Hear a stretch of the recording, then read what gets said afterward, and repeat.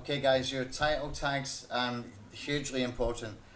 One of the main reasons they are hugely important is often overlooked by people who may be a little bit less experienced, but one of the major ranking factors for today is the click-through rate from the search engine results. Okay, so you really want to have a compelling headline so that people, when they see the results, will want to click on your entry.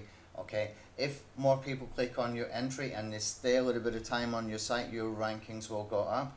Okay, if they're clicking the back button straight away because your content is not relevant to them, or it's not nicely formatted or something, you're going to start to lose rankings. But nevertheless, that click-through rate will give you a surge in rankings until Google sort of analyzes the rest of the stuff that's happening there, how long people are spending on your site, especially if you've got Google Analytics installed on your website. Okay, now to create a compelling headline isn't that hard. There's a whole bunch of free tools around, so I've got one over here that we can have a look at. If I just put in here on page SEO and click on the enter button in here, you can see it's going to give me some titles that I can use for inspiration. I can use them as is, perhaps, if they fit grammatically. Things like 14 things people hate about on-page SEO.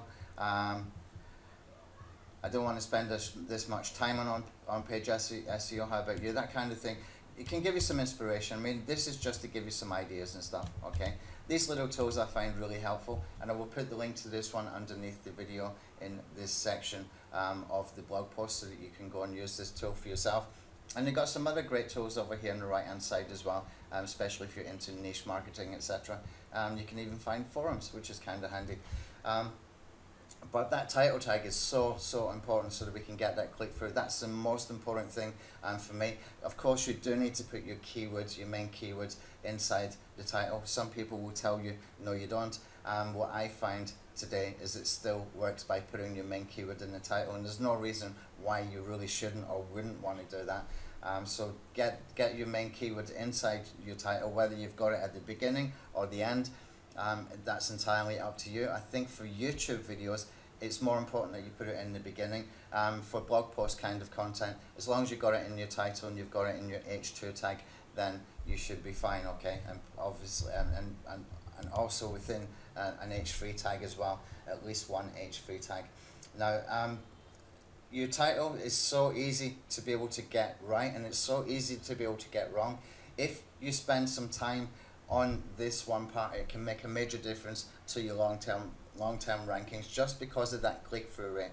Okay, what you can also do, you can have a look in the search engines and see what other people are using for their headlines, etc. You might get some good ideas in here when you go looking.